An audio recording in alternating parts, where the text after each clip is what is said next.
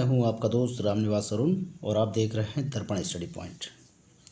दोस्तों, इन्वायरमेंट के वीडियो के साथ आज हम एक नया वीडियो लेकर आए हैं। दोस्तों, जैसा कि आपसे वादा किया था, इतिहास का यानी प्राचीनतम इतिहास से रिलेटेड एक बहुत ही ज़बरदस्त टॉप 20 क्वेश्चंस लेकर आए हैं। तो आज से हमारा जो एक नया वीडियो स्टार्ट होगा दोस्तों, वो इतिहास से होगा, हिस्ट्री से। तो पहले हम एंसेंट हिस्ट्री के बारे में, प्राचीनतम हिस्ट्री के बारे में पढ़ेंगे और धीरे धीरे बढ़ते बढ़ते फिर मिडिवल हिस्ट्री और उसके बाद फिर हम मॉडर्न इंडिया तक जाएंगे। ठीक है दोस्तों। तो दोस्तों, आज का वीडियो जो है बहुत मज़ेदार होने वाला है। तो स्टार्ट करते हैं आज का वीडियो। टॉप 20 क्वेश्चंस हैं और बड़ा मेहनत से बनाए हैं। तो दोस्तों, स्टार्ट करते हैं आज का वीडियो। पहला क्वेश्चन आज का, रॉबर्ट्स ब्रूस फुट किससे संबंधित हैं? ए, पुरा वनस्पति शास्त्री, बी, पुरातत्वविद, सी, भूगर्भ वैज्ञानिक या डी, इतिहासकार। यानी इनमें से वो कौन कौन से हैं? तो दोस्तों, इसका जो आंसर हो जाएगा, एक तो ये पुरातत्वविद भी हैं और भूवैज्ञानिक भी हैं। कुल मिलाकर बी एंड सी इनका आंसर हो जाएगा। यानी रॉबर्ट्स ब्रूस फुट जो है वो पुरातत्वविद भी हैं, भूगर्भ वैज्ञानिक भी हैं। ठीक है दोस्तों। तो इंसाइक्लोपीडिया ब्रिटानिका के अनुसार जो रॉबर्ट ब्रूस फुट हैं, ब्रिटिश भूगर्भ वैज्ञानिक और पुरातत्वविद थे। तो जियोलॉजिकल सर्वे से संबद्ध रॉबर्ट्स ब्रूस जो है ना, 1863 में भारत में जो है ना, पाषाणकालीन वस्तुओं के अन्वेषण यानी इन्वेस्टिगेशन की शुरुआत की थी उन्होंने। ठीक, चलिए आगे बढ़ते हैं दूसरे क्वेश्चन पे। कह रहा है कि उत्खनित प्रमाणों के अनुसार पशुपालन का प्रारंभ माना जाता है। ए, ऊपरी एवं पाषाण काल में, बी, मध्य पूर्व पाषाण काल में, सी, निचले पूर्व पाषाण काल में या डी, मध्य पाषाण काल में। तो इसका आंसर हो जाएगा जो मध्य पाषाण काल में, मध्य यानी ऑप्शन डी, मध्य पाषाण काल में। तो मध्य पाषाण काल के जो अंतिम चरण में पशुपालन के साक्ष्य मिलने प्रारंभ हो जाते हैं। तो ऐसे पशुपालन के जो साक्ष्य हैं भारत में, आदमगढ़ होशंगाबाद में है, ये मध्य प्रदेश में, और बागोर जो है भीलवाड़ा राजस्थान से भी मिलते हैं। ठीक है दोस्तों, तीसरा क्वेश्चन देखते हैं। उस स्थान का नाम बताइए जहाँ से प्राचीनतम स्थायी जीवन के प्रमाण मिले। ए, कालीबंगा, बी, धौलावीरा, सी, किले गुल मोहम्मद या डी, मैहरगढ़। तो तीसरे का जो आंसर हो जाएगा ऑप्शन डी, मैहरगढ़।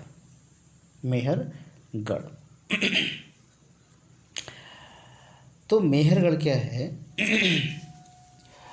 तो जो विकल्प दिए गए हैं, प्राचीनतम स्थायी जो जीवन के प्रमाण जो है सर्वप्रथम बलूचिस्तान में कच्छी मैदान जो स्थित है मैहरगढ़ में मिले हैं, जिसकी प्रमाणिक जो तिथि है 7वीं सहस्राब्दी ईसा पूर्व, यानी 700 ईसा पूर्व, 700 ईसा पूर्व।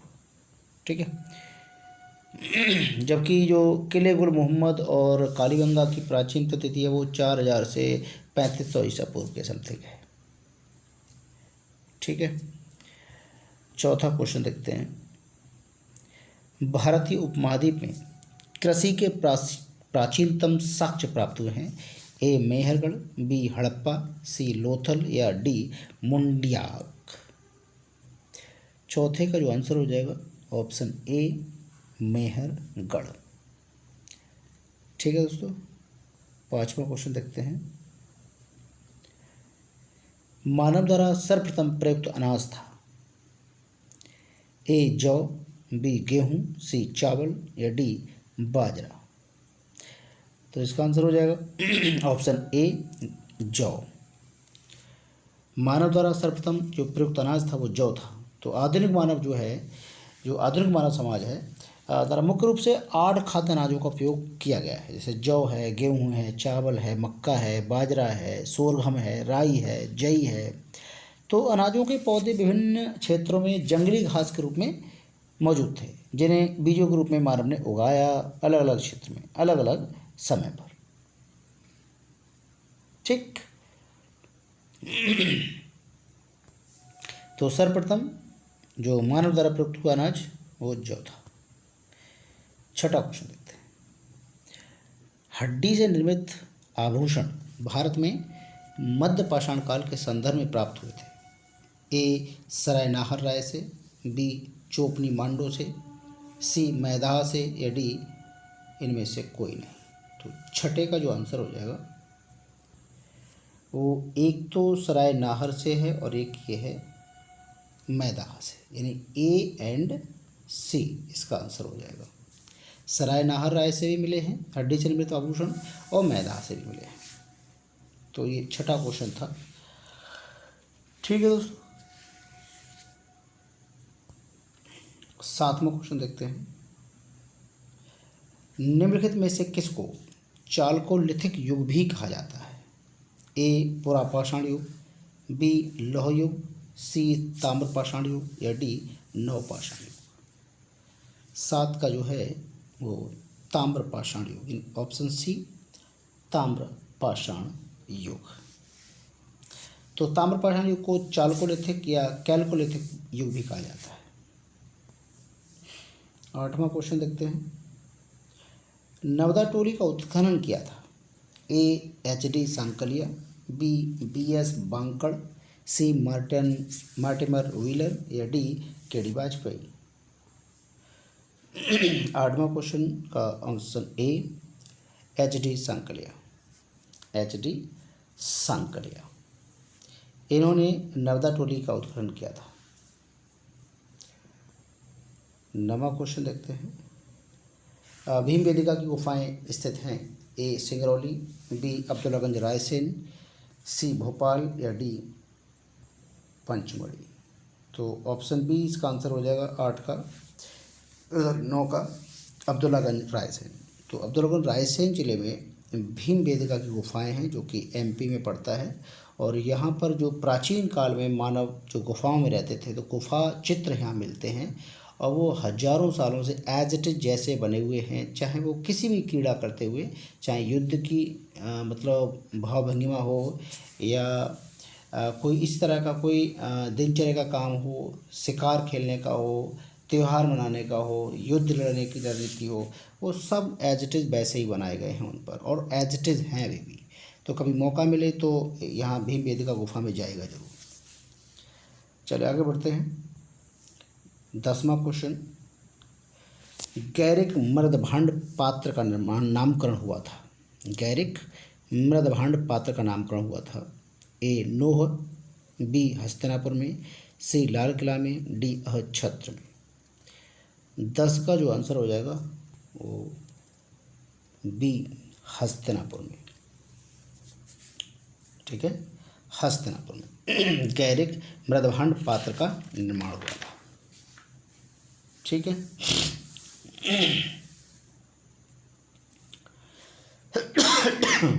तो गंगा यमुना दोआब की जो सांस्कृतिक परंपरा है संभवतः उस संस्कृति के साथ शुरू होती है जिसे अपने अत्यंत विशिष्ट मृदभांड के नमूनों के कारण गेरुवर्णी गैरिक मृदभांड संस्कृति OCP भी कहा जाता है। ठीक है। तो बीबी लाल ने वर्ष 1951 में हस्तिनापुर में सर्वप्रथम गैरिक मृदभांड प्राप्त किया और वहीं इसका नाम पड़ा। 11वां क्वेश्चन देखते हैं। राक्का टीला किस नवपाषाण काल से संबंधित है? ए कोल्डेवा, बी ब्रह्मगिरी, सी संगनकल्लू, या डी बूंदीहाल। 11 का है सी ऑप्शन संगनकल्लू। तो कर्नाटक में मैसूर के पास वेल्लारी जनपद में जो संगनकल्लू नामक नवपाषाणकालीन पुरास्थल से जो राग का टीला प्राप्त हुआ है।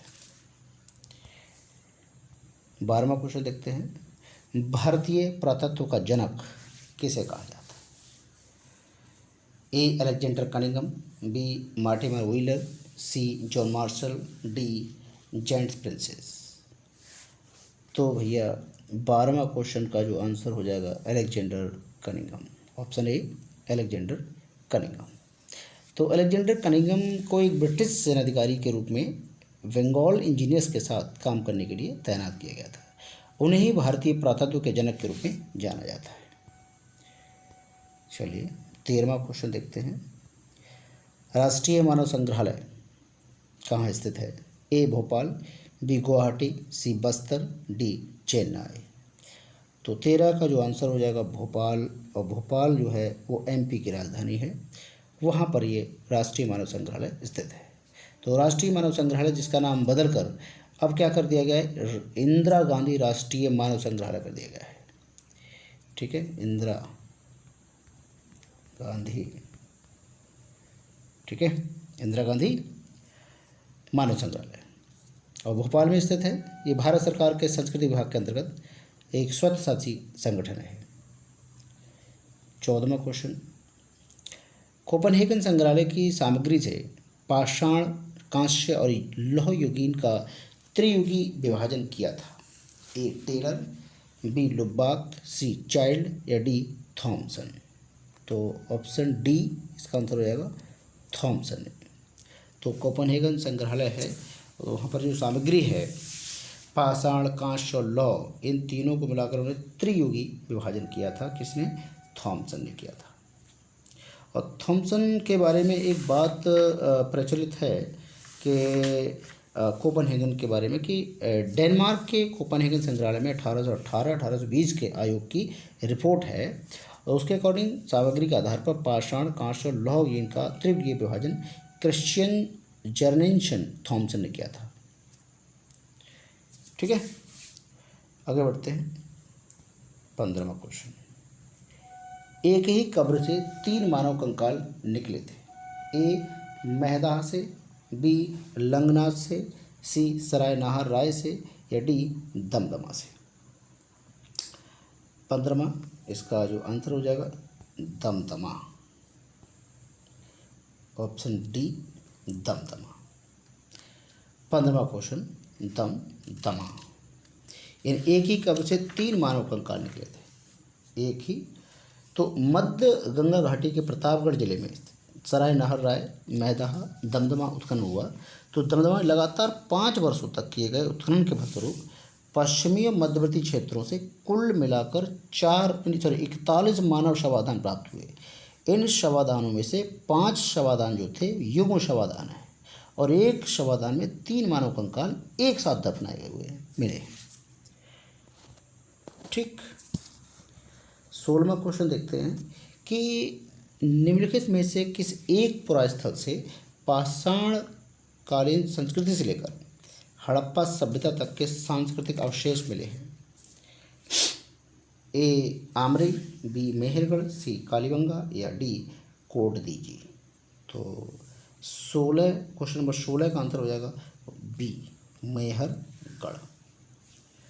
तो भैया जो मेहरगढ़ है ना वो कहाँ पे पड़ता है? तो बलूचिस्तान, पाकिस्तान में स्थित पुरास्थल मेहरगढ़ से पाषाण संस्कृति से लेकर हड़प्पा सभ्यता तक के सांस्कृतिक अवशेष प्राप्त हुए हैं। तो बलूचिस्तान में है, यानी पाकिस्तान में, और पीओके में है ये। ठीक है, पाकिस्तान ऑक्युपाइड कश्मीर जिसे बोल सकते हैं। तो गर्त आवास के साक्ष्य कहाँ प्राप्त हुए हैं? ए ब्रह्मगिरी से, बी कोल्डिवा से, सी संगनकल्लू से या डी वुर्ज होम से। वुर्ज होम से। 17 नंबर क्वेश्चन, तो ऑप्शन डी इसका आंसर हो जाएगा वुर्ज होम, वुर्ज होम। ठीक है, आगे बढ़ते हैं। 18वां क्वेश्चन, ताम्राश्न काल में महाराष्ट्र के लोग मृतकों को घर के फर्श के नीचे किस तरह रखकर दफनाते थे? ए दक्षिण से उत्तर की ओर, बी उत्तर से दक्षिण की ओर, सी पूर्व से पश्चिम की ओर, डी पश्चिम से पूरब की ओर।